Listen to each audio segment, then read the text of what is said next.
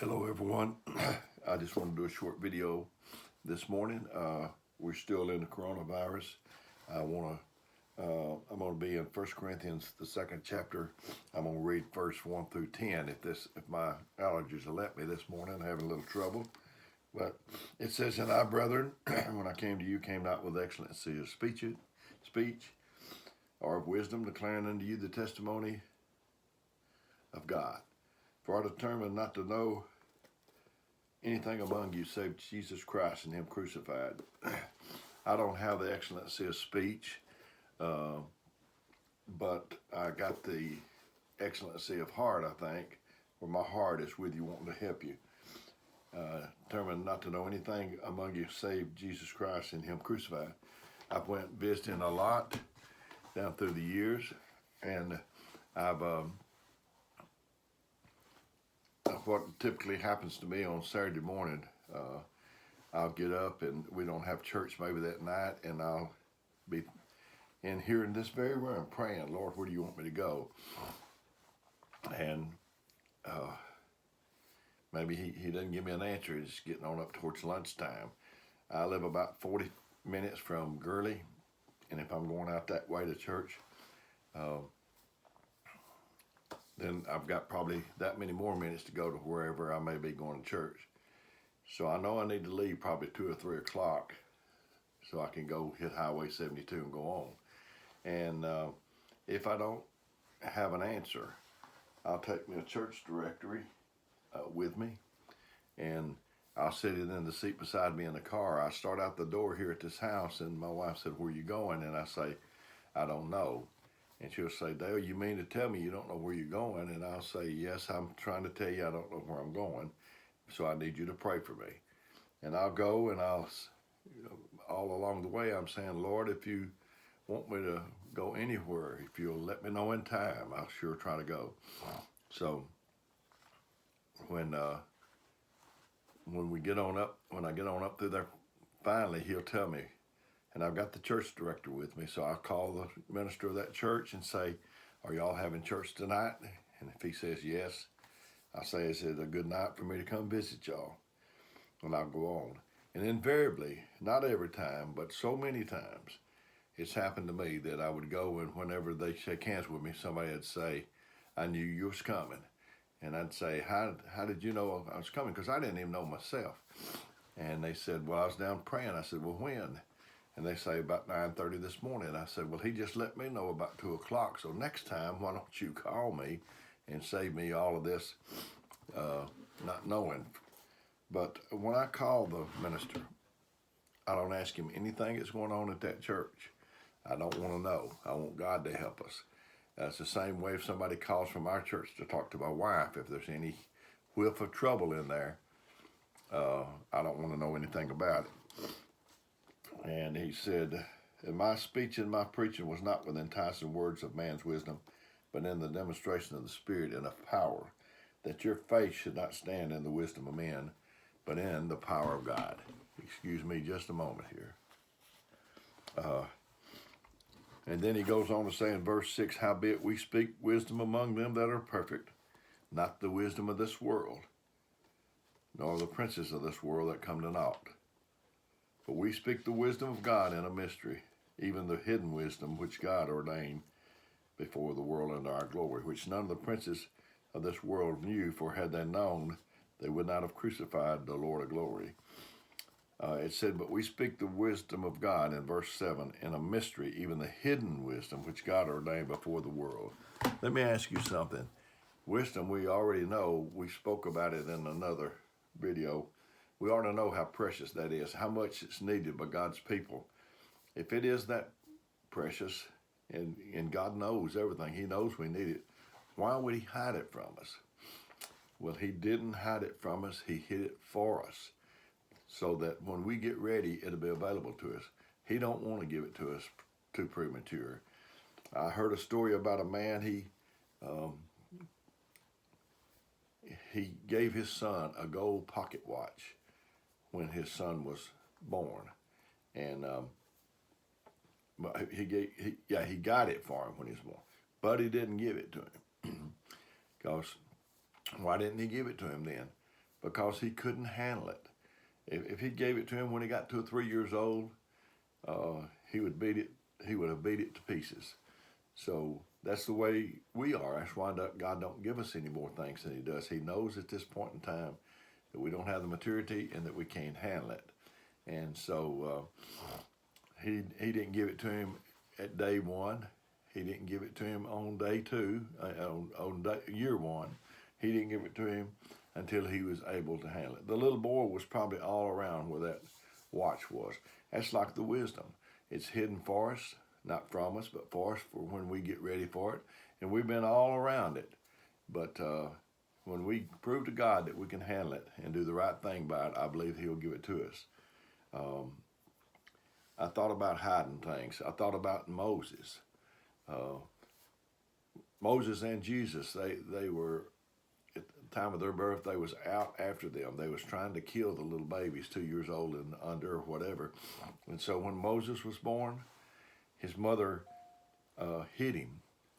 Where did she hide him? Now I'm asking questions and you're not able to answer me right now, but the purpose of me asking is to provoke your thought. Where did she hide Moses? In the house, I believe. You can read it. But not a house like this, not a house like you live in. 3-bedroom, a bath or two or whatever. Maybe you even got 4 or 5 bedrooms. But it was a Hebrew slave house. To me, I would think it was not much more than a tent. So how do you hide a screaming, crying baby in a tent? You can't, except God help you. So she hid him there, I think it was 3 months, and when she could no longer hide him, they made a little ark of bulrushes, put Moses in it, took him down to the river. His sister was with him, and let it go. And there at the river's edge, I think it said, or at the river, was Pharaoh's daughter. And so there he's floating down the river. How would you like to put I'm not talking about Goose Pond or Gunnersville Lake or something like that. How would you like to put your baby? I believe it was the Nile River. How would you like to put your baby in the Nile River? And where snakes, crocodiles, and all such is there. But anyway, somebody came and found him. And I would ask you, who was that? But I already told you just a minute ago. It was Pharaoh's daughter. Pharaoh's daughter? Man, isn't that the man that's trying to kill him? Yeah. And where did she take him? Now, I don't think she took him that very minute, but eventually he wound up at Pharaoh's house. Now we're dealing with King James. King James and the thous and the these, and it's pretty hard to understand sometimes. So I'm trying to put it in common language, maybe a little something that you can get a grip on. But she took him to Pharaoh's house. To me, that is so incredible. The man that's trying to kill him winds up, and that's where he's at. So I think he was a little older when she finally got him down there. But if he was a baby, now Pharaoh's buying his little diapers, his baby food, his milk. Pharaoh's providing everything, and we even eventually wound up providing his education. So that, to me, that is so incredible. And I already told you on another video that I sought after wisdom since I was about 11 years old, and that's what I want is wisdom. I know when Solomon, I think I even had a broadcast about Solomon. The Lord came to him in a dream and asked him what did he want, and he said understanding heart, I believe, but in essence he asked for wisdom. And God said, because you didn't ask for long life, you didn't ask for the life of your enemies, you didn't ask for riches, I'm going to give you all of those things. So he had an opportunity to test his wisdom. Here comes two women, and they're saying the same story. They're both saying they had this story that they was in the same bed in the same night, and one of the ladies laid on her baby and it died, and she switched it with the one that was the living baby. They both said that, but they was different on who that was that had the living baby. So, um, so there they was. So there was nowhere he could look. There was no book that he could thumb through, no precedent for Solomon. And he said, bring me a sword. And I'm thinking, bring me a sword? And he said, we'll cut the baby in half. Give half to her and half to her. And the one that it didn't belong to said, that sounds like a good idea to me. Just go ahead and do that. And but the one that said that it did belong to said, don't harm the baby, just give it to her. That's how you know who the baby belongs to. It was very simple. I could have done it from there. And, the baby, to me is that's representing in my mind the church. There's people that they want their way, and if it means splitting the baby in half, they're willing. But a true elder wants what's best for the church. If I had a white mule and painted black stripes on it, would I have a zebra? No. If I had a black mule and painted white stripes on it, I still wouldn't have a zebra. You can tell me you're an elder, but what I judge is if you're looking out for what's good, best for the church. Wisdom comes from revelation. Knowledge comes from information. I want to read this verse here, and then it says, verse 9, it says, but it says, it's written, I have not seen neither nor ear heard, neither have entered into the heart of man the things which God hath prepared for them that love him. I struggle with that scripture, with that verse. I have not seen, neither ear heard, neither hath entered into the heart of man the things which God hath prepared for them that love him. And I believe that what he's talking about is wisdom does not come through the eye. It doesn't come through the ear. That's information. It comes through revelation. If you live long enough, make enough mistakes, correct enough mistakes, you're going to have experience and you're going to have knowledge. But that doesn't give you wisdom. And then the last verse says, but God hath revealed them to us by his Spirit. By his Spirit. But God hath revealed them unto us by his Spirit, for the Spirit searcheth all things, yea, the deep things of God. There are some deeper things. The common things lay just right on the surface, but for the deeper things, you have to get God to help you go deeper. I mentioned the Guntersville Lake. An old friend of mine, Brother Hubert Sampson, he's been gone since 1986. He told me that he went by the Guntersville, that body of water there at Guntersville many times. He said he saw the yachts. They had names, the Nina, the Marie, whatever the name was. And he said that just looking at those every time didn't tell him what was at the bottom of that river. And there's deep things of God. This just said, for God hath revealed them unto us by his Spirit. For the Spirit searches all things, yea, the deep things. So that tells me there's deep things and there's things that's shallow. If you went to the ocean hunting a sunken treasure and you just jumped off the side of the ship and went down in there to the bottom, you wouldn't make it. After a while, your lungs would just bust. But if you had on equipment, those tanks and whatever else that you call it that they put on.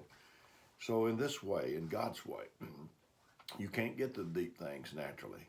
It's a spiritual man that can get them. You got to put on charity and the things it talks about.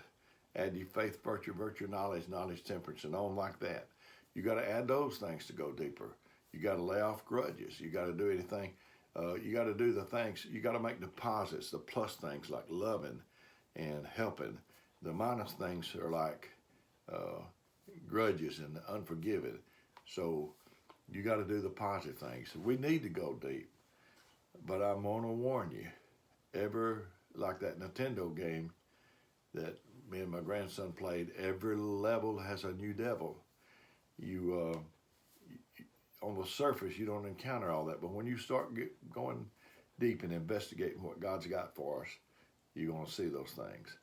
And so that's the deep things of God. I'd like to investigate some of those deep things of God. Um, the hidden wisdom. I know my dad. He taught me two valuable lessons. He never did. He wasn't a churchgoer. He didn't live right, but he taught me two lessons. One of them was not to make fun of anybody, and then he didn't like bragging, so he passed that on to me. We were at a basketball game. We didn't go to church. I don't know how old I was, 9 or 10 or whatever. And there was a man out there. There was a basketball player. He had the biggest ears that I'd ever saw. And so I said, "Look at old Dumbo, one with the big ears. Looked like he could fly away." And I'm telling you, my dad didn't live right. He grabbed me by the collar. And I believe that if there hadn't been so many witnesses in there, that I would have been in trouble. No telling what would have happened to me. And he told me, "Don't you ever make fun of anybody again. They can't help it. And you're fortunate what you got, and they're unfortunate what they got, and don't make fun of anybody again." And I tried to follow that rule. I tried to always gravitate towards the underdog, the people that's without. And so then the other one he taught me was not to brag. My dad worked for the government, and they'd send a little form home. I guess they got some kind of something for the schools if your dad worked for the government. I'm not quite sure. But in any rate, they sent it home and it asked these questions. My mother helped me fill it out. I didn't know what my dad did. And I asked him, I said, "What do you do, Dad?" And he said, "Just tell him I'm a janitor," because he wasn't a bragging type. And my mother, I asked her, I said, "Is Dad a janitor?" And she said, "No. He was a property and supply clerk, I think." And then I got on up bigger. And about the 11th grade, I got pretty brave, and I asked him myself about it. I said, "Dad, are you still a property and supply clerk?" And he was a contracts administrator and had been for a few years. He just didn't brag. And I don't like bragging. I try not to do it myself because it's not good at all. And so I thank God for everything this morning. It's as well with me as it is, and I hope it is with you. If there's anything I can do for you, I'd be more than happy to if God would help me and show me what you need. Or if you want to tell me a scripture that you would like for me to use sometime, if I can get God to help me. If I can't, now there's no sense in it. But other day, a man asked me to speak on a certain scripture, and I told him if I could get God to help me with it, and I believe he did, and so I did for him. So I love you. I love you very, very much. May God bless you.